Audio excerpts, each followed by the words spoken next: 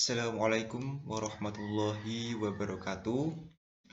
Perkenalkan, nama saya Junda Muhammad, mahasiswa semester 7, program studi teknologi pakan ternak dengan NIRM 0307200092. Kali ini saya akan sedikit menjelaskan mengenai manajemen sumber daya manusia pada industri pakan ternak. Akan saya jelaskan dari pengertian manajemen SDM.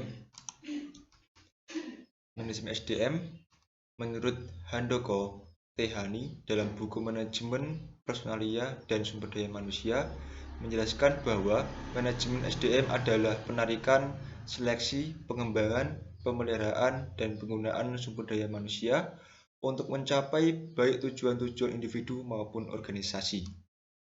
Menurut Malayu SP Hasibuan dalam buku Manajemen Sumber Daya Manusia merumuskan manajemen sumber daya manusia adalah ilmu dan seni yang mengatur hubungan dan peranan tenaga kerja agar aktif dan efisien membantu terwujudnya tujuan perusahaan, karyawan, dan masyarakat.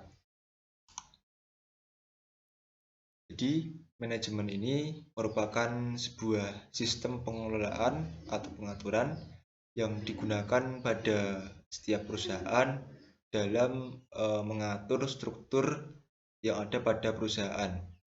Struktur itu yaitu struktur organisasi, sehingga dapat membantu dalam setiap tugas-tugas yang diberikan kepada setiap tenaga kerja.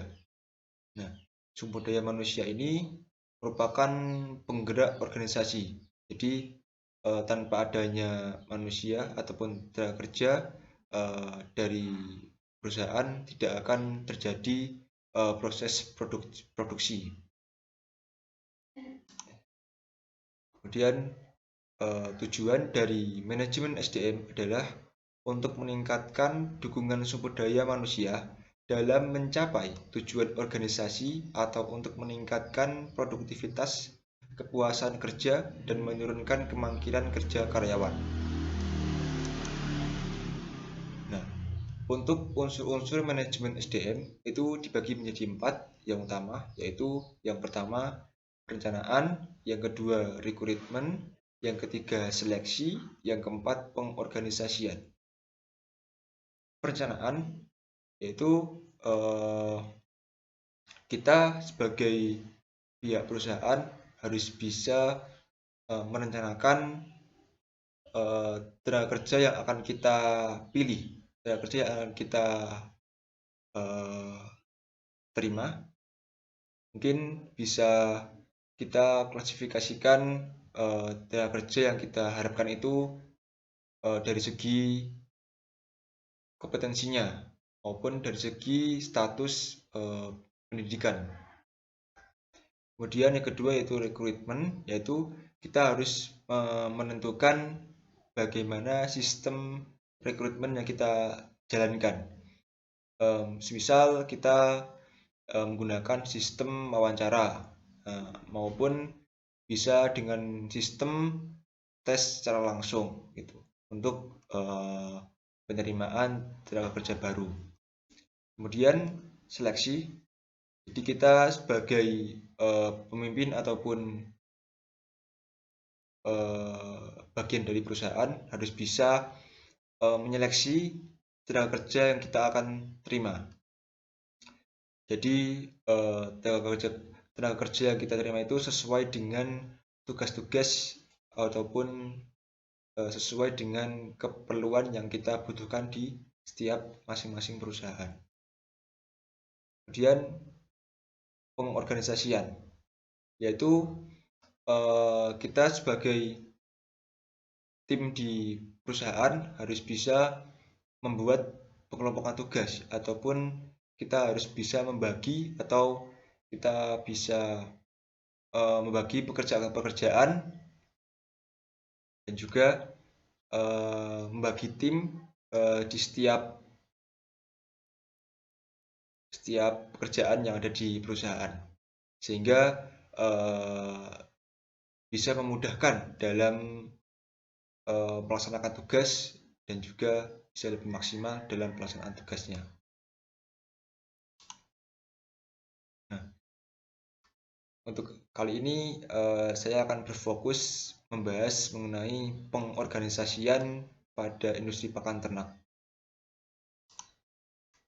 Untuk tujuan pengorganisasian sendiri yaitu agar dalam pembagian tugas dapat dilakukan dengan maksimal dan penuh tanggung jawab sehingga setiap anggota dapat meningkatkan keterampilan khusus dalam menangani tugas yang dibebankan. Jadi dengan adanya pengorganisasian ini diharapkan dapat lebih efisien dan maksimal dalam pelaksanaan tugas ataupun pelaksanaan fungsi di dalam suatu perusahaan. Jadi bisa lebih tertata dan juga lebih mudah dalam pengaplikasian dalam kerjaan. Nah, ini merupakan contoh struktur organisasi yang ada pada pabrik pakan unggas. Nah, dapat dilihat di sini ada direktur, kemudian manajer produksi, manajer purchasing, formulator, dan marketing.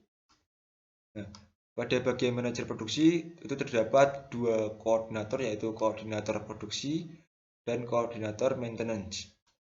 Nah, di masing-masing koordinator produksi ini terdapat masing-masing sub-bagian, yaitu ada gudang pakan, bahan pakan, gudang pakan, timbangan besar, timbangan premix, timbang dan geser, bongkar bahan baku, packing, maintenance, operator. Pada manajer purchasing itu juga dibagi dua, yaitu ada purchasing dan juga koordinator purchasing. Pada koordinator purchasing itu dibagi menjadi 3 bagian, yaitu conveyor, sistem kedelai, pengolahan roti. Kemudian pada formulator itu ada koordinator QC yang dibagi menjadi bagian sub-bagian, yaitu QC dan laboratorium. Nah, di dalam masing-masing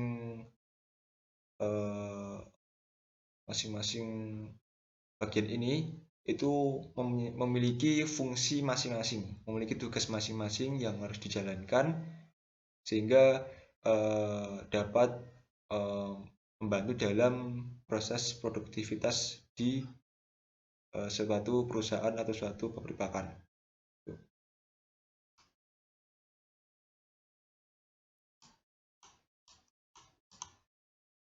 Oke, terima kasih.